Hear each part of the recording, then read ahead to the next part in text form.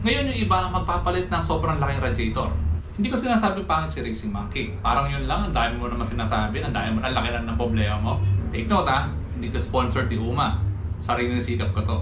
Kaya nga yun din na ng engineer ng Yamaha eh. Kasi sapat na siya palamigin yung makina ng ating motorsiklo. So mga driving soon here. So today, pag-usapan natin itong Uma na radiator for Sniper 155.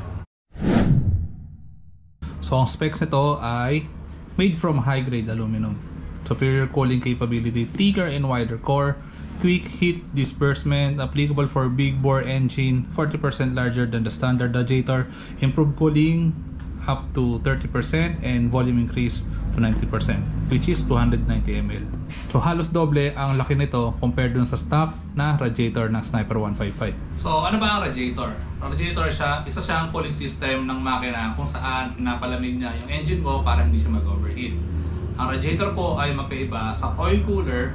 So unbox natin tong Uma radiator para malaman natin kung ano itsura nito tsaka kung gaano kalaki ito. So kapag bukas mo ng box, ito na kagad siya. Siya, kulay itim. Tapos ito na siya. Meron siyang radiator cover para hindi ma-damage yung fins. So para dun sa mga nagtatanong at saka ibang nakita ko nagre-reklamo tungkol dito sa radiator cover, opo, totoo po na naka-cable tie lang to. Ayan, nakita nyo? Naka-cable tie po yan. 5 piraso po yan. 1, 2, tapos 3, 4, and then 5. 1, 2, 3, 4, 5. When it comes to improvement, siguro mas magaganda kung naka-integrate na lang to o nakadikit na lang to radiator cover mismo dito sa radiator instead of naka-cable tie para mas mukha siyang presentable at hindi masasabi ng mga consumer na parang tinipid. When it comes to looks, napakaganda ng itsura niya, maganda yung paint. So halos doble yung laki nito. Pagdating dun sa stock, makikita niyo naman yung kapal. Ayan o. Diba? Stock, parang halos kalahati lang talaga nito eh. That's good, oo. Nag-agree naman ako doon. Kaya lang, kapag na-experience mo mag-long ride, na laging high RPM ang yung mapapansin mo, kapag bumibirit ka, minsan malamya na yung dulo. Next one, ito namang radiator cap. Nakalagay dito is 1.1. Ang ibig sabihin nitong 1.1, ito po yung bar. Bar po ang value niya. At pagka kinonvert mo sa PSI, ay naglalaro siya ng almost 15 PSI. So sa pagkakaintindi ko, 1.1 bar bago umangat yung spring nito sa loob. Tara, buksan natin para makita nyo. So yan. So 15 PSI bago siya mag-press. Yan, naglalaro po kasi yan. Yan. So sa mga gagaling yung PSI o yung pressure sa loob nitong radiator, yun po ay manggagaling sa init ng coolant na pumapasok dito sa radiator. So paano kapag 15 PSI na at umangat na to? Ano mangyayari dun sa coolant? Pag umangat yung spring ng cap, yan, makikita mo may butas yan dito sa loob. Lalabas yan dito. Kung saan itong kabitan ng hose na to ay papunta dun sa iyong coolant reservoir. Kaya para dun sa mga nagpapalit ng mga aftermarket na radiator cap cover, siguraduhin yung well calibrated yung mga cap na bibili nyo.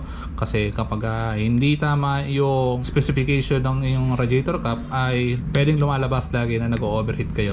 Ang dahilan dito sa cap na to. So sa harap, hindi ka naman problema kung matatalsikan to ng bato dahil meron siyang radiator cover. So tatanungin nyo kung plastic to, kung cover, hindi po. Aluminum din po siya, same na materials na ginamit dito sa fin. So paano ba gumagana ang radiator?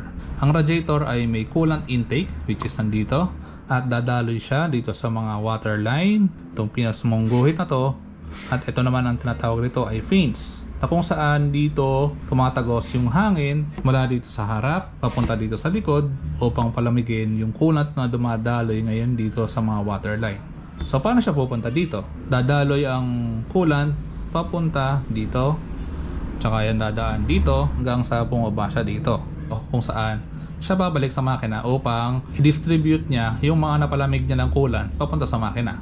Ang hina ng tulo ng ating coolant kapag pinapatagas natin siya. So ang mga radiator po at ang ating makina ay may kanya-kanyang value na kung saan meron po siya drops per second. Iba, 1 drops per second or 2 drops per second, Kaya wag po natin asahan na lahat ng makina natin na mayroong radiator ay pare-pareho ng bilis ng function na kung saan mabilis dumadaloy yung coolant na nakalagay dito sa loob ng ating radiator. Para sa akin, napakalaking halaga ng isang radiator, ng isang cooling system na katulad ng radiator para sa ating makina upang mas tumagal ang ating motor kapag bumabiyahe tayo. Mas ma-maintain niya yung normal temperature ng motor para mag-function siya ng maayos. Kaya may ibang naglabasan na radiator katulad ni Racing Monkey na may mas malaki siyang radiator at iba pang brands. At may magsasabi rin na stock is good. May magsasabi din na kaya nga yun din ng engineer ng Yamaha kasi sapat na siya palamigin yung makina ng ating motorsiklo. Hindi totoo yan. May mapapansin ka naman na kumukuha ka ng top speed o kaya sobrang freeway talaga nung dinadaanan mo. Unang birit mo, umabot ka ng 130 km/h. Tapos, nag-minor ka ng konti kasi may tricycle kang dadaanan na kailangan mo talaga mag-minor. And then, pagbaba mo na mga 100 or 90 km/h, sinubukan mo ulit kumuha ng top speed. Ngayon, pagkuha mo ng panibagong top speed, hirap na hirap ka na o hindi mo na maabot yung 130 km/h. Doon pumapasok ang cooling system na gaya nito na kung saan pinapalamig ang ating makina para makapag-function siya doon sa normal temperature ng ating makina. Dahil kasi kapag ang ating makina ay sobrang init, nababawasan yung performance nito na kung saan parang lumalamya ang takbo ng ating motorsiklo. Ngayon yung iba magpapalit ng sobrang laking radiator. Take note hindi ito sponsored ni UMA. Sariling sikap ko to. Si Racing Monkey ay mayroong radiator na napakalaki. Parang mas malaki pa yata dito sa box itong ng UMA. Hindi ko sinasabi pangit si Racing Monkey. Ang pinapoint out ko lang, sobrang laki niya. Malaki yung radiator, mas mabigat siya kasi mas marami kang coolant na ilalagay. So may magsasabi dyan, parang yun lang, ang dami mo naman sinasabi, ang dami mo, ang laki na ng problema mo. So ang normal temperature or ang normal working temperature ng ating makina ay naglalaro sa between minsan 65 or 68 up to 110 degrees Celsius. So more than 110 degrees Celsius, ibig sabihin nag-overheat na yung makina mo. Ngayon, yung stock radiator ng ating Sniper 155 ay sapat naman na para hindi umabot yung init factor ng ating makina into 110. So iba naman nagpapalit ng Racing Monkey which is sobrang laki na pwede mag-cause ng pagiging malamya yung takbo ng makina mo o yung top speed mo mas bababa dahil nga mas additional weight yung coolant na ilalagay mo doon. Or possible na sobrang baba ng temperature ng yung makina para mag-function siya ng maayos. Sa akin, yun lang nakikita ko, hindi naman ako against kay Racing Monkey. At hindi pa ako nakapag-try ng Racing Monkey kaya wala akong data kung below 65 o 68 degrees ba yung napoproduce niya heat temperature kapag ganong kalaki yung radiator na yung ginagamit mo. Ang sa akin lang, kaya ako bumibili ng pyesa ng mga kagaya nito, ay hindi ko pa pala ito binibili. Pag-iipuno ka pa kahit gustong-gusto ko to. Gustong-gusto ko na itong UMA. Ang unang pagkakamali ko na nag-parade ko sa motor, ay sana nagpalit muna ako ng radiator na mas maganda at mas malaki gaya nitong UMA bago ako bumili ng ibang pyesa. Pero kung tatanungin kung palamigan lang ng makina at hindi ka naman kargado, stock is good. Kaya lang, suffer the consequences na kapag high RPM ka lagi, yun nga, medyo lumalamya yung takbo ng iyong motor. Kaya ako, mas gusto kong mag-operate na medyo mas malaki compared dun sa stock para lagi kang nasa normal temperature ng iyong makina para makapag-racing ng agad. Ay, hindi pala. Para laging mas maganda lagi ang takbo ng iyong motor kapag bumabiyahe ka ng long ride. So yun lang, sana natulungan ko kayo o nabigyan ko kayo ng konting information pagdating sa radiator. And sana magkaroon din ako nito.